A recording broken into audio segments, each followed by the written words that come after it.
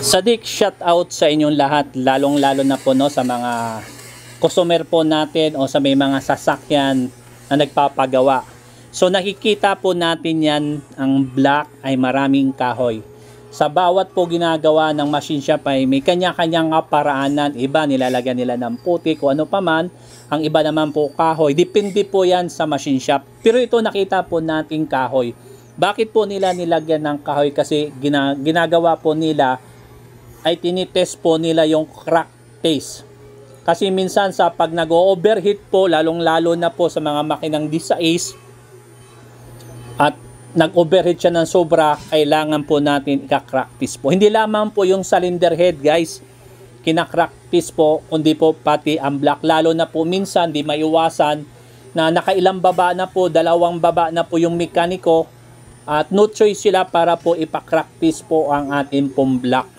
Dahil nga po ang block po minsan ay nagkakaroon po ng crack lalong-lalo na sa gilid ng liner o saan pa man, naging dahilan kung bakit ang ating sasakyan ay talagang ang taas ng overheat at hindi po makuha-kuha ang trouble. Mayroon naman po minsan kahit na pagbaba pa lamang ay nire-recommenda na ng mga mekaniko na crack test po ang ating pong makina, lalo na po kapag ito po ay grabe ang pag-overheat.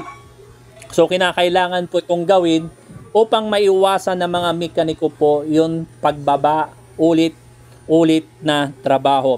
Para po sa atin may mga sasakyan kapag nagpagawa po tayo, rekomenda ng ating mga mekaniko. Ito po yung tinatawag po naming crack test. So makikita nyo po yung block, tinatakpan po yung butas.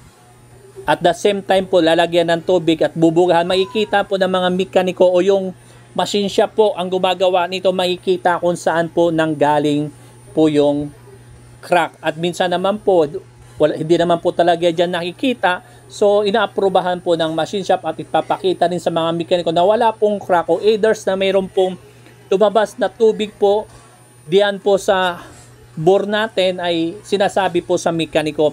Pero karamihan din naman po yung face po ng block natin ay nire-repaste din po ng machine shop para po paglagay ng cylinder head po ay lapat na lapat at hindi po maging cause ulit ng pagbaba po ng makina. Ito pong iniiwasan ng mga mekaniko po yung dobling trabaho.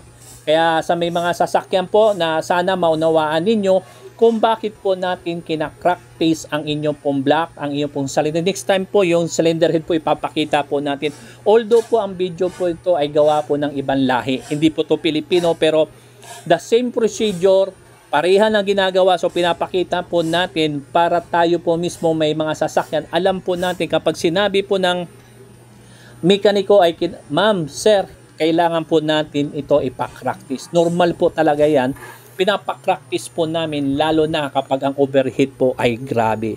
So yun lamang po guys na mapapabot po sa inyo ito at maunawaan nyo kung bakit kinapractice ang inyong pong sasakyan. Muli guys, ang inyong pong kaibigan na si Mr. Pads na patuloy po nagpapala at magpayo. Ingat po tayo at ingatan natin ang ating makina kasi napakamahal po kapag tayo po yung magpagawa ng ating pong sasakyan. Salamat!